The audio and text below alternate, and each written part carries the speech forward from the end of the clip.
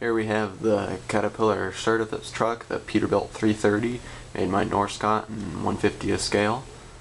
This model is no longer in production by Norscot, but you can still find them on eBay for a good price. Just a few notes before we start here. This is kind of like the bottom of the service truck pyramid, I guess you could say. It's the lower end of the detail and functionality.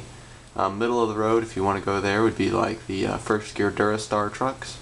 And then the top of the line will be your Sword trucks, because they've got all the opening doors and whatnot.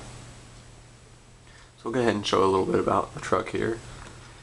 Around back it's pretty basic. You've got your step bumper, your traffic bumper, and then you've got a little bit of a tailgate here. Doesn't really function. And you have these really generic decals that just say dealer.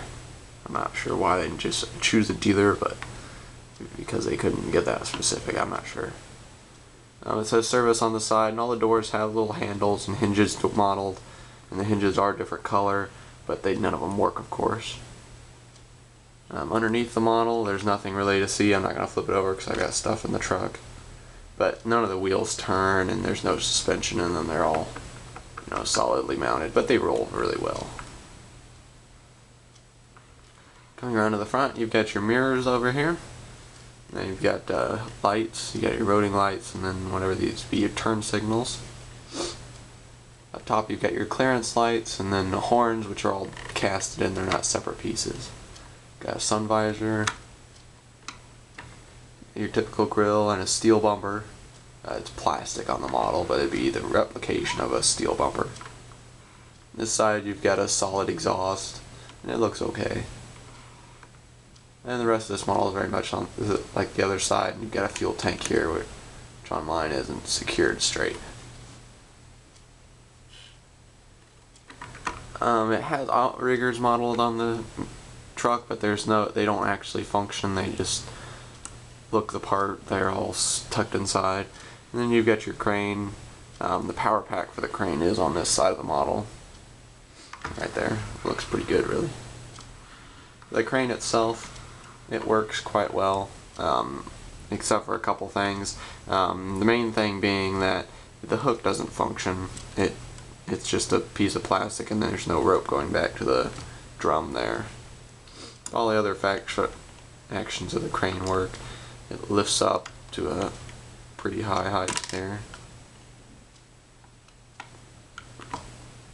like so.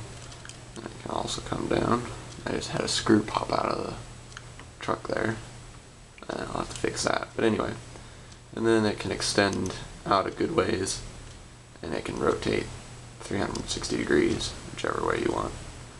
And then the bed of the truck is great for the boom. Going back to the boom, it has a little boom rest there to allow it to rest on the truck.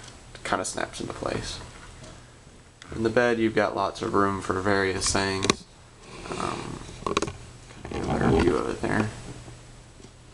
There's plenty of room for buckets and paint buckets, excavator buckets, ladders, and all sorts of junk that a mechanic would carry around. Yeah, that's kind of a review of the Norscot truck. I wouldn't recommend paying more than about $25 for it. That's all it's worth. So if you want something nicer, go for one of the first gear trucks, and if you want something really nice, go for one of the Swords. Thanks guys for watching, and that's all.